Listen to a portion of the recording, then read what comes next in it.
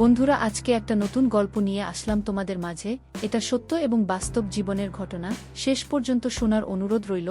শুনলে তোমার মধু চলে আসবে। দেরি না করে চলো শুরু করা যাক। আমি বললাম, সোনিয়ার মা, আমি তো তোমাকে যতটুকু পাওয়ার পেয়েছি, এখন তোমার কাছে আমার আরেকটা দাবি। তুমি যদি তোমার মেয়ে সোনিয়াকে আমার সাথে একটিবার সুযোগ দাও, তাহলে আমি যে তোমার কাছে 2 লাখ টাকা পাব, সেই টাকা আর দেওয়া লাগবে না। আমি সব টাকা তোমাকে মাফ করে দিব। তারপর সোনিয়ার মা আছিয়া বেগম বলল, জোহানা ভাই, আপনি এসব কি বলছেন? আপনি আমার সাথে যেমন চাই তা করেন, আপনি আমার কাছে টাকা পাবেন বলেই আমি সুযোগ দিই। কিন্তু তাই বলে আমার মেয়ের সাথে আমার মেয়ের দিকে আপনার কিভাবে নজর পড়ল? ও তো আপনার মেয়ের মতো, তারপরেও হালা কিছুতেই মানছিল না। অবশেষে 2 লাখ টাকা শোধ করতে আমি মা হয়ে আমার মেয়ে সোনিয়াকে একবারের জন্য জোহার কাছে পাঠালাম। তারপর জল আমার মেয়ের সাথে যা করল তা শুনলে বন্ধুরা তোমাদের মাথা গরম হয়ে যাবে। বন্ধুরা, গল্পটি অনেক অনেক ইন্টারেস্টিং। গল্পটি শোনার জন্য তোমাদের সকলের প্রতি আমার বিশেষ অনুরোধ রইল। বন্ধুরা, তোমাদের নিকট আমার ছোট্ট একটি অনুরোধ, তোমরা দয়া করে আমার চ্যানেলটি সাবস্ক্রাইব করে আমাকে সাপোর্ট করবে। হ্যালো বন্ধুরা, আমি রাইফেল জোহাল। আমি একজন গ্রাম্য ডাক্তার। আজকাল যে দিন পড়েছে, জিনিসপত্রের যে দাম, ডাক্তারি করে সংসার চালানো খুব কঠিন হয়ে পড়েছে। তাই ভাবলাম, বহুদিন ধরে ডাক্তারি করছি, এতদিনে আমি যা কামিয়েছে তার কিছু টাকা আমি সঞ্চয় হিসেবে রেখে দিয়েছিলাম। এখন ভাবলাম, যদি ওই সমস্ত টাকা আমি গ্রামের বিধবা মহিলা অথবা বেকার মানুষদের মধ্যে সুদের লেনদেন, তাহলে তারাও চলতে পারবে, আর এদিকে আমিও মোটামুটি স্বাবলম্বী হতে পারব। এই সব চিন্তা করে আমি গ্রামের বিধবা মহিলাদেরকে টার্গেট করে লেনদেন শুরু করি। আমি গ্রামে বাস করতাম, যেহেতু আমার পেশা 2টা, একটা হচ্ছে ডাক্তারি আর একটা হলো সুদের টাকা লেনদেন বা ডাক্তারির পাশাপাশি আমি সুদের ব্যবসাও করি। গ্রামে অনেক লোক আর বিধবা মহিলাদের কাছে শুধু টাকা লেন দেই। এভাবে প্রায় 20 লাখ টাকার মতো আমি গ্রামের মানুষের মধ্যে লোন দিলাম। ডাক্তারির পাশাপাশি আমার সুদের ব্যবসাটা খুব ভালোই চলছিল। কিন্তু বছরখানেক যেতেই আমার কপালে জুটল এক পিছলা মহিলা, মানে পিছলা ক্লায়েন্ট। ঋণ নেওয়ার সময় আমার কাছ থেকে কাকুতিমিনতি করে ঋণ নিয়েছিল। বাদ দেওয়ার সময় কত কাহিনী। মহিলাটির স্বামী মারা গেছে অনেক আগেই। শুনেছি তার মেয়ের যখন বয়স 6 বছর, তখনই ওই মহিলার স্বামী মারা যায়। তারপর ওই সন্তানের কথা চিন্তা করে আর বিয়ে শাদী বসে নাই। এখন তার মেয়ের বয়স 15 থেকে 16। এভাবেই মেয়েকে নিয়ে কষ্ট করে চলছিল তার দিন। বিধবা মহিলাটা দেখতে হেব্বি ছিল, অনেক সুন্দরী এবং লাবণ্যময়। তাকে দেখলেই আমার মতো 55 বছর বয়সের লোকের মাথা নষ্ট হয়ে যায়। আর সবচেয়ে বড় কথা হলো, তার মেয়ের চেহারাটা একেবারে মাশাল্লাহ। গরিবের ঘরে এত সুন্দর মেয়ে জন্ম নেওয়া, এ যেন গোবরে পদ্মফুল। যাই হোক বন্ধুরা, আমি এই মহিলাকে প্রথমে লাইন দিয়েছিলাম 50,000 টাকা। মহিলাটির নাম ছিল আছিয়া, তার মেয়ের নাম ছিল সোনিয়া। বেচারি স্বামী মারা যাওয়ার পর থেকে খুব কষ্টে দিন কাটতে শুরু করল। মেয়ে বড় হতে শুরু করল। মেয়ের পড়ালেখা আছে, অনেক টাকা পয়সার প্রয়োজন। মেয়েকে বিয়ে দিতে হবে। তাই সে চিন্তা করল, কিছু হাঁস মুরগি লালন পালন করে সে স্বাবলম্বী হবে, কিছু টাকা আয় করবে। সোনিয়ার মারে রকম ভালো উদ্যোগ দেখে আমি খুব খুশি হয়ে থাকে 50,000 টাকা প্রথমে লোন দিলাম। লোন পেয়ে সে আমার টাকাগুলো খুব ভালোভাবে কাজে লাগাল এবং সে সময় মতো ফেরত দিয়ে দিন। আর এদিকে সে যে হাঁস মুরগি ছাগল কিনেছিল, তা দিয়ে যে পরিমাণ ইনকাম হলো, তাতে তার একটা মূলধন বেড়ে গিয়েছিল। এভাবে তার সংসার খুব ভালোই চলছিল। সে তার হাঁস মুরগি গরু ছাগলের খামার আরও বড় করার জন্য সে চিন্তা করল, আমার কাছ থেকে সে 2 লাখ টাকা নেবে। এই চিন্তা ভাবনা করে সে আমার কাছে আসলো।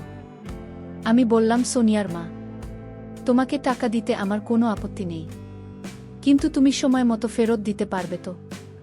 সোনিয়ার মা বলল, জোহানা ভাই, আপনি কোনো চিন্তা কইরেন না, আমি আপনার টাকা সময় মতো পরিশোধ করে দিব। আমি বললাম, আচ্ছা ঠিক আছে সোনিয়ার মা, তাহলে তুমি আগামীকালকে এসো। আগামীকালকে আমি তোমাকে 2 লাখ টাকার চেক দিয়ে দেব। তুমি ব্যাংক থেকে টাকা উঠিয়ে নিতে পারবে না। সোনিয়ার মা আমাকে বলল, ভাইজান আমি এসব ব্যাংক ট্যাঙ্ক বুঝি না। আমি ব্যাংকের ঝামেলায় যেতে চাই না। আপনি আমাকে নগদ টাকা দিয়ে দেন। আমি বললাম, আচ্ছা ঠিক আছে সোনিয়ার মা, তুমি আগামীকাল এসে নগদ টাকা নিয়ে যেও, ঠিক আছে। তারপর সোনিয়ার মা চলে গেল। পরের দিন সকালে আমার কাছ থেকে 2 লাখ টাকা নেওয়ার জন্য সোনিয়ার মাসল। আমি বললাম, সোনিয়ার মা, টাকাটা কিন্তু অনেক বেশি, আর আমি 1 লাখ টাকার উপরে ঋণ দিলে সাধারণত কাগজপত্র করে দেয়। জানোই তো সোনিয়ার মা, মানুষের হায়াতমতের কথা বলা যায় না, তাই কাগজ করে টাকাটা দেওয়াই উত্তম। তুমি কি আমার সাথে কাজ করে টাকা নিতে ইচ্ছুক? সোনিয়ার মা আমাকে বলল, ঠিক আছে ভাইজান, আমার কাগজ করে টাকা নিতে কেন সমস্যা নেই। সোনিয়ার মা আমাকে বলল, তবে এই কাগজে কি লেখা রয়েছে ভাইজান? আমি বললাম, এই কাজে অন্য কোনো কিছুই লেখা নেই, শুধু লেন নেওয়ার শর্তগুলিই লেখা রয়েছে, সময়মতো পূরণ করতে পারলেই হবে। আমি বললাম, ঠিক আছে জোহানা ভাই, কোথায় সই করতে হবে আমাকে বলুন। তারপর সোনিয়ার মা দলিলে সই করে আমার কাছ থেকে 2 লাখ টাকা নিয়ে গেল। আমার কাছ থেকে 2 লাখ টাকা নিয়ে সে 2টি গরু কিনল, কিছু ছাগল এবং হাঁস মুরগি কিনে তার খামার শুরু করল।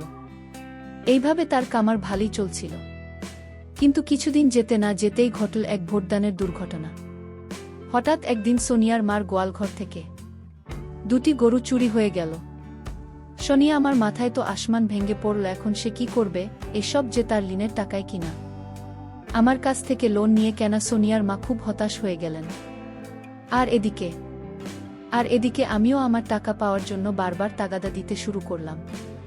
সোনিয়ার মা আমাকে বলল, জোহানা ভাই, কয়েকটা দিন অপেক্ষা করেন, আপনার টাকা নিশ্চয়ই দিব, কিন্তু এজন্য আমাকে কিছু সময় দেন। দেখতেই তো পাচ্ছেন আমার কত বড় ক্ষতি হয়ে গেল। সর্বনাশা চোর আমার সবকিছু নিয়ে গেল। এই ক্ষতি কাটিয়ে উঠতে আমার একটু সময়ের প্রয়োজন। আমি বললাম, ঠিক আছে সোনিয়ার মা, আমি তোমাকে 1 মাস সময় দিলাম। 1 মাসের ভিতরে আমার সমস্ত টাকা লাভের আশায় দিয়ে দিতে হবে। কথাটা মনে থাকে যেন। সোনিয়ার মা বলল, ঠিক আছে জোহানা ভাই, আপনি কোনো চিন্তা করবেন না, আমি 1 মাসের ভিতরে আপনার টাকা ফেরত দেব। তারপর আমি ওই মহিলার কাছ থেকে চলে আসলাম। 1 মাস পর আবার সোনিয়ার মার কাছে আমার পাওনা টাকার জন্য গেলাম। গিয়ে দেখি সোনিয়ার মা পিঠা বানাচ্ছে, পুলি পিঠা। আমি গিয়ে সোনিয়া আমার ঘরে বসলাম। সোনিয়ার মা আমাকে দেখে বলল, আরে জোহানা ভাই কেমন আছেন আপনি? এই নেন পুলি পিঠা খান, অনেক মজা হয়েছে ফুল পিঠাগুলো। তারপর আমি সোনিয়ার মার ঘরে কিছু পুলি পিঠা খেতে খেতে বললাম, সোনিয়ার মা আজকে তোমাকে আমার টাকা দেওয়ার কথা ছিল, আমার টাকার কি করলাম? সোনিয়ার মা আমাকে বলল, ভাইজান আগে পিঠা খান, তারপর বলছি। আমি খেয়ালিপনার চলে বললাম, সোনিয়ার মাকে বললাম, সোনিয়ার মা পিঠা খাইয়ে কি আমার টাকা শোধ করে দেবে নাকি? সোনিয়ার মা আমাকে বলল, আরে ভাইজান আপনি কোনো চিন্তা করবেন না, আগে পিঠা খান। তারপর আমি বলছি। পিঠা খাওয়ার পর সোনিয়ার মা আমাকে বলল, জোহানা ভাই, আজকে থাকা তামিল করতে পারি নাই, আপনি আমাকে আর কয়েকটা দিন সময় দেন। আমি বললাম, কি বলো? আর কত সময় দেব তোমাকে? আচ্ছা ঠিক আছে, তোমাকে আর 1 সপ্তাহ সময় দিলাম, তারপর আমাকে টাকাটা বুঝিয়ে দিতে হবে। কথাটা মনে থাকে যেন। সোনিয়ার মা বলল, আচ্ছা ঠিক আছে জোহানা ভাই, আপনি 1 সপ্তাহ পরে আইসেন। তারপর আমি 1 সপ্তাহ পরে আবার গেলাম। যাওয়ার পর ঠিক একই কথা, যে ভাইজান আজকে টাকাটা মিল করতে পারি নাই। তারপর আমি বললাম, সোনিয়ার মা, আপনি আমার সাথে কি শুরু করছেন? আপনার কাজগুলো আমার কাছে মোটেই ভাল লাগছে না। আপনি আমাকে এভাবে ঘুরে এসেছেন কেন? সোনিয়ার মা আমাকে বলল, ভাইজান সেই সর্বনাশা ছুঁড়ে তো আমার সব কিছু নিয়ে গেছে, আমার কাছে তো এখন কিছু নেই। এখন আমি কিভাবে আপনার টাকা শোধ করব? আপনি চাইলে অন্যভাবে আমার টাকা শোধ করতে পারেন। আমি বললাম, কি বলতে চাচ্ছেন আপনি? তখন সোনিয়ার মা বলল, এই যে আপনি আমার দিকে ভালো করে চেয়ে দেখুন, আমি আপনার জন্য আজকে খুব ভালো করে শিখেছি, চাইলে আপনি আমাকে আপনার মতো করে পেতে পারেন। জোহানা ভাই, আমার কাছে দেওয়ার মতো কিছুই নেই, তাই আমার নিজেকে আপনাকে সঁপে দিলাম। সোনিয়ার মার মুখ থেকে এরকম ধরনের কথা শুনে আমার মাথার ভিতর শয়তানি বুদ্ধি কাজ করতে শুরু করল।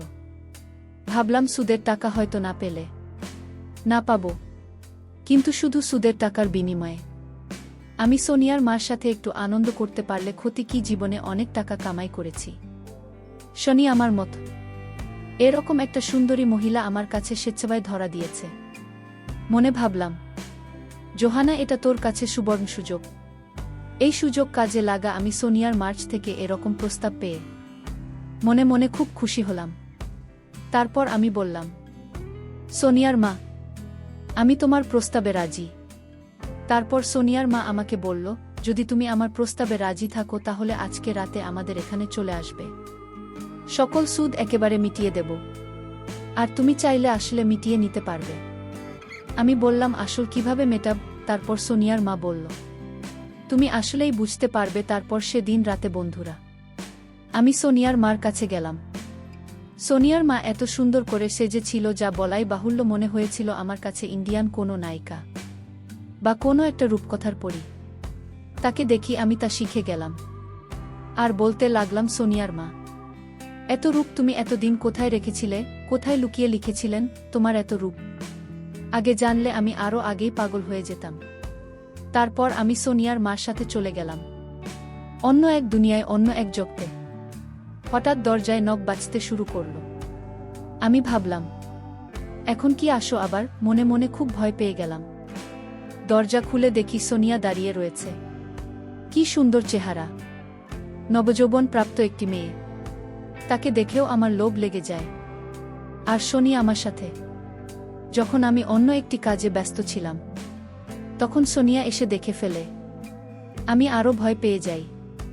তারপর ভাবলাম, যেভাবেই হোক সোনিয়াকে আমার করে পেতে হবে। আমাকে একটি বারের জন্য হলেও সোনিয়ার সৌন্দর্য পেতে হবে। তারপর আমি সোনিয়ার মাকে বললাম, সোনিয়ার মা, তুমি যদি একটি কাজ করো তাহলে আমি 2 লাখ টাকা সুদে আসলে তোমাকে ক্ষমা করে দেব। সোনিয়ার মা বলল, জোহানা ভাই, কি কাজ একটু বলেন তো দেখি।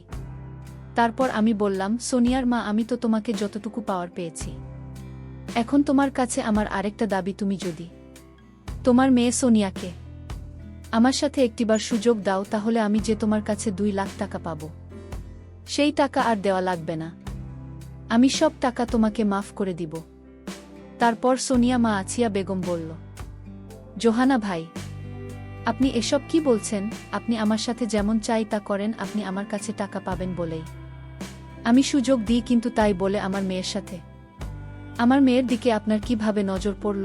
ও তো আপনার মেয়ের মতো। তারপরেও জোলা কিছুতেই মানছিল না।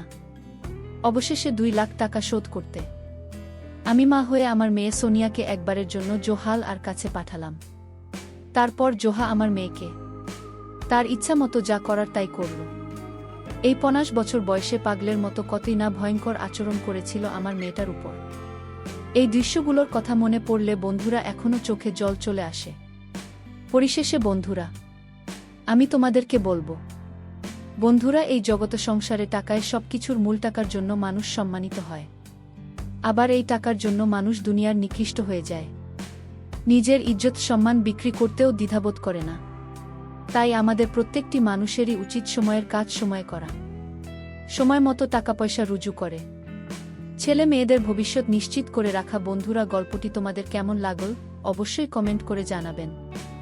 বন্ধুরা, আজকে এই পর্যন্তই। আবারও আসব তোমাদের মধ্যে নতুন কোনো গল্প নিয়ে। গল্পটি যদি তোমাদের ভালো লাগে তাহলে একটি লাইক দাও। প্রতিদিন আমি তোমাদেরকে এই রকম ইন্টারেস্টিং একটা করে নতুন গল্প উপহার দিব।